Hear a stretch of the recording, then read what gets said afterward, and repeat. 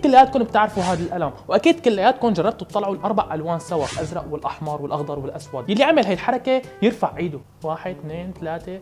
الله يكسر ايديكم، نزلوها عم بمزح معكم بتسوقوا بدل بتسودوا الوش.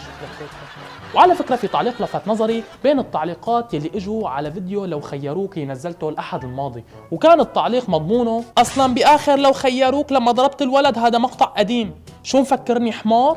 بيني وبينكم لما قريت هذا التعليق وقفوا شعرات رجلي من الصدمه، انه سبحان الله، انه شو مستوى التفكير الفائق تبعه، انه بحياة ربكم ما شفتوا انا شو كاتب بسفل الفيديو، ما شفتوا انه كاتب انا هذا مقطع قديم. لا على فكره 1500 تعليق كله عم يقول محمود هذا مقطع قديم، محمود انت كذاب، محمود هذا مقطع قديم.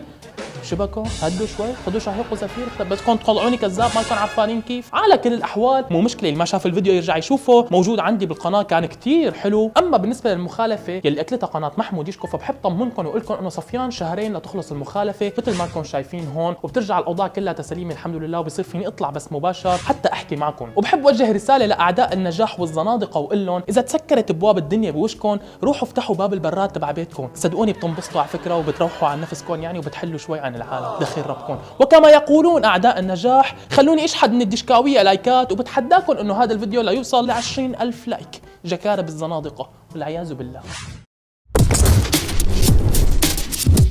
شوف ضاع وباقي قد ايه،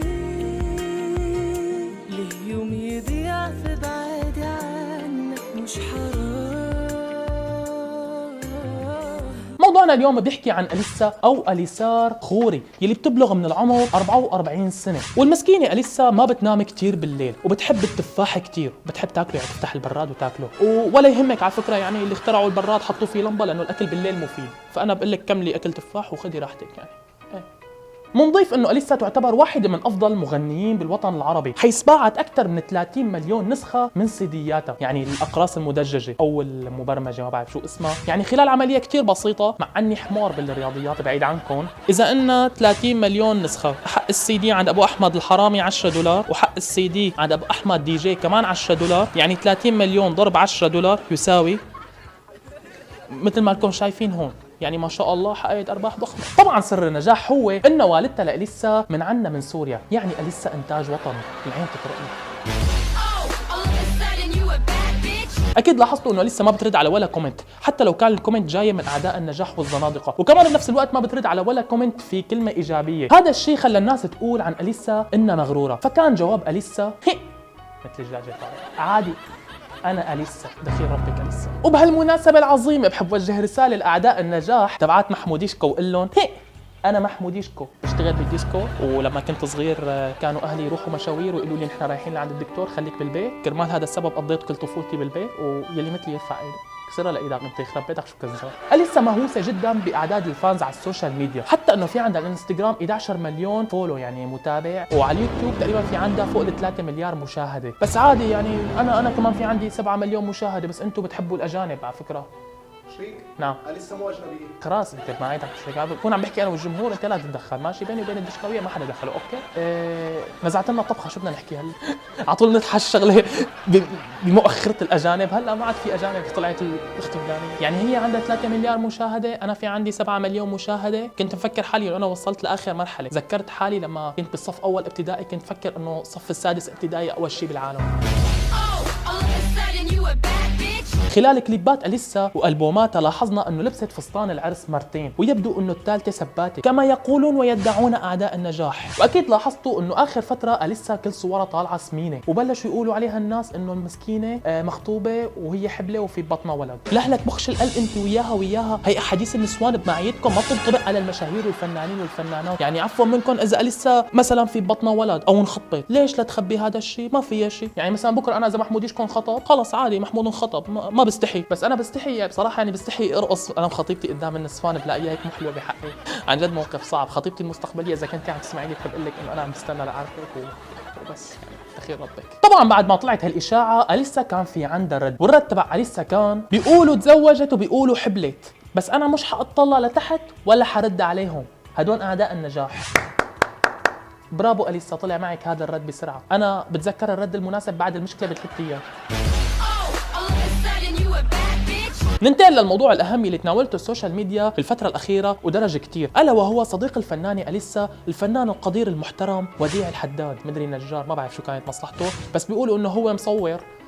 الله يسود وشه يا رب وياخده من وشنا لانه بيسلق البدن على فكره. عزيزي وديع النجار، بلا تعيب على خلقه الله، بلا تعيب على خلقه الله، بلا تعيب على خلقه الله. شفايفك بذكروني بدفتر الرسم اللي ما كان يسع بالشنطه. ليش هيك كثير كبار يعني؟ على كل الاحوال ما دخلني انا يعني، اصطفل منك لأليسا، بس بحب اقول للدشكاويه انه وفي روايه اخرى من ذلك تقول انه وديع قال: انا صديق أليسا ولست خطيبها، بل انا مرتبط بطبيبي الخاص لوكا. لوكا يا ابن الكلب، يا ريت امك جابت بسكليت على الكهرباء وما جابتها، يا ريت امك جابت مفك براغي مصالب وما جابتها، يا ريتك وما حكيت. على كل الاحوال فناني القدير، انا مالي من اعداء النجاح، بس بحب اقول لك خذ اجازه سنويه لمده 6 شهور، ويفضل تاخذها مرتين بالسنه، خليك طوال السنه معطل وخلينا نرتاح منك بليز. لهم بتكون خلصت فقره ديشكو والمشاهير. شكرا كثير لكم، شكرا كثير لمتابعتكم. لا تنسوا تتابعوني على الفيسبوك وعلى الانستغرام. وين فيسبوك وانستغرام؟ على كل الاحوال خلونا نطير لفقره شنو هذا يا Throw it up. Start twerking like Miley. Oh yeah. Twerking like Miley. Don't pop it like Miley. الشعب السوري اذا شاف نمله بقلب التواليت بيصير برش عليها مي يغرقها، واذا شافها عم تمشي على السجاده بيحط اصبعته قدامها مشان يغير لها طريقه. تتذكروا ساره نخله يلي انشهرت وقتها من سنه؟ انا هلا حابب اقفل عليها هيك، انا زلمه من اعداء النجاح. ساره نخله شو بتحبي تقدمينا اليوم؟ تفضلي عم بسمعك. كيفكم؟ حكيكم سوري ولا مصري؟ طيب وين بتحبي اضحى الشحاطي اللي اشتريتها من سوق السبت اللي حقها 15 ليره وما بتزحط بالمي؟ بيتمك ولا بأنفك؟ باي باي. تقبروني يا حلوين، تقبروني. امين ان شاء الله بنقبره لقلبك، وبنجي على العزاء انا واصحابي مشان نصير نتفقس ونقفل يا رب. بس حاجتك يعني مشان ما يرتفع. خلونا نطير لفقره سين وجيم.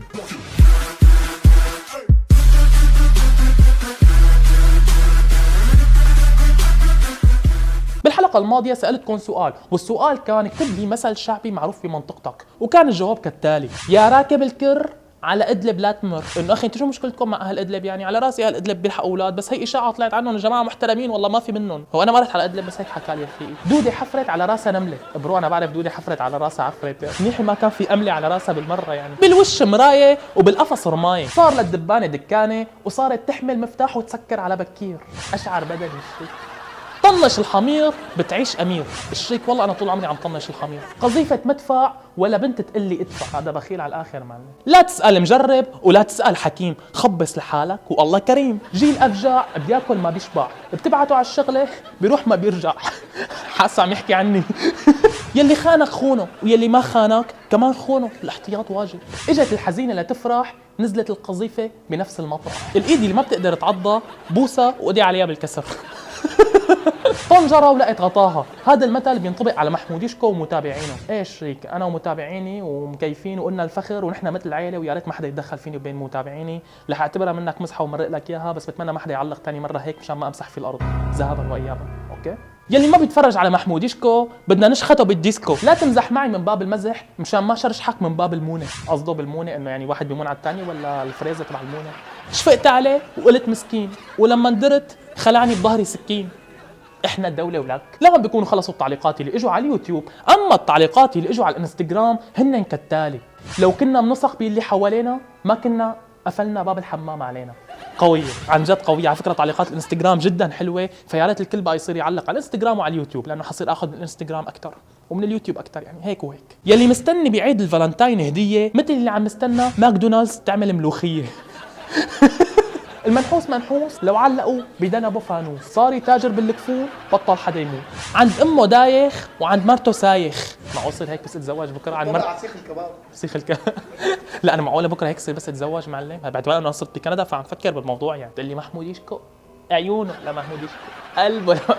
معقول مرتك تقول لك محموديشكو؟ شو بدها تقول لي لك كيف صار صوتي طري لحاله تلقائيا؟ سخط. ايده اليمين بيعبه والايد الثانيه بجيبه عم يلعب بمناخيره. مكرش يصونك ولا ابو عضل يخونك. يعني واحد يكون له كرش يصونك ولا يجي واحد له عضلات يخونك. حظي مثل حسن الشافعي، بينه وبين نانسي عجرم في احلام، شبه احلام شو بتشكي بزماناتي انا حكيت عنها والحلقه صارت 1,300,000 مشاهده، ما شافها يروح يشوفها. بس على فكره انا كثير بحترم احلام وكثير بحترم الاشخاص اللي بحكي عنهم، وانا ما على فكره وقت بحكي عنهم ما بقفل عليهم بالمره، بس بحكي حياتهم وشغلات عنهم، بس الناس فكرتني عم اقفل عنهم. على كل الاحوال هون بيكونوا خلصوا تعليقات اليوم. شكرا كثير لكم، شكرا كثير لمتابعتكم، وتحياتي لكم للجيش الدشكاوي فردان فردان. الله يا رب هيك يوفقكم ويسعدكم ويرزقكم ونفرح فيكم ونشوف هيك تتزوجوا وتجيبوا اولاد دشكاويه ويصيروا ينططوا بيناتنا بالكومنتات. وبدي منكم شغله بسيطه بس، انه تنشروا هاشتاج بباقي القنوات، يعني طبعا مو قناتي انا رح لكم هلا، بس تصيروا تنشروا بباقي القنوات معا لتوصيل البصمه العربيه ل 100,000 مشترك. هن جماعه بيغنوا راب وكثير محترمين، اللي ما بيعرفهم يفوت يسمع اغانيهم، واثبتوا وجودكم باسم دشكاويه عند الكل. وما تنسوا تتابعوني على الانستغرام وعلى الفيسبوك، اسمي محمود دشكو على الانستغرام، وعلى الفيسبوك اسمي محمود دشكو. سلامات. من كتر ما لعيت نسيت لكم على سؤال الحلقه الجاي. سؤال الحلقه الجاي هو اذا كان جاي لعندك رفيقك وقال لك اهرب اهرب اهرب، وبعد ما ركضتوا انت وياه 2 كيلومتر وقف وقال لك والله يا شريك كانوا عم يصيدوا كلاب فخفت عليك، لهيك قلت لك ركض ركض، فشو هو المقلب اللي ممكن انت ترد له اياه لرفيقك حتى تنتقم منه؟ اتركوا لي الجواب ضمن هاشتاج محمود دشكو. Throw it up. Start twerking like Miley.